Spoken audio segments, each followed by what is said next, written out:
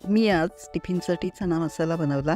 Protein आणि फायबरने भरपूर अशी रेसिपी आज आपण बघणार आहोत. चला आपण त्याची कृती पाहूयात. नमस्कार, मी वर्षा. VM's किचनमध्ये तुमचं स्वागत आहे. तर सर्वात आधी रात्रभर भिजवलेले काळे चणे आणि एक बटाटा 2 ग्लास पाणी पातेल्यात घेऊन शिजवून घेतले. तुम्ही कुकरमध्ये 4 ते 5 शिट्या करून शिजवून घेऊ शकता. त्यानंतर कढईत 2 चमचे तेल गरम करून घेतले. त्यात 1 चमचा जिरे, बारीक चिरलेला कांदा, 2 ते 3 लसूण पाकळ्या व आलं ठेचून घेतलेली पेस्ट, 2 चमचे लाल मिरची पावडर. मिरची पावडर जरा जास्तच वापरली आहे कारण चणे थोडे गोडसच असतात. 1 चमचा धणे पावडर, अर्धा चमचा गरम मसाला, अर्धा चमचा हळद आणि 1 बारीक चिरलेला टोमॅटो घालून छान परतून घेतली. त्यानंतर सुकं खोबरं व कांद्याचे भाजून तयार केलेले वाटण घातले व छान परतून घेतले.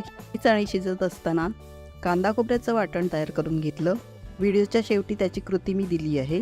मग लगेचच शिजवून घेतलेले चणे उरलेल्या पाण्यासह कढईत ओतले. त्यानंतर चवीपुरेसे मीठ घालून 5 मिनिटासाठी झाकण ठेवून शिजवून घेतलं. त्यानंतर कोथिंबीर पेरली. टिफिनसाठी थोडी थिक भाजी करून घेतली तरी चालेल. अशा प्रकारे चमचमीत चणा मसाला तयार करून घेत. आता आपण भाजीसाठी लागणारं कांदा खोबऱ्याचं घरगुती वाटण कसं बनवायचं ते पाहूयात. त्यासाठी अर्धा वाटी सुकं खोबरं किसून घेतले.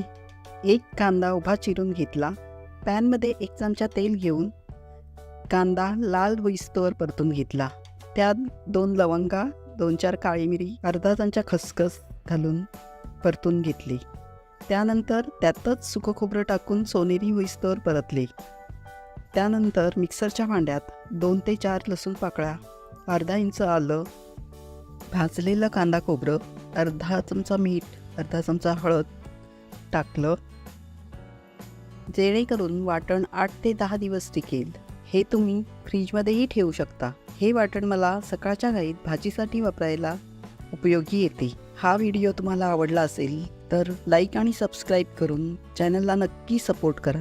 तुमच्याकडे कशा प्रकारचं वाटण वापरता भाजीसाठी ते कमेंटमध्ये नक्की सांगा.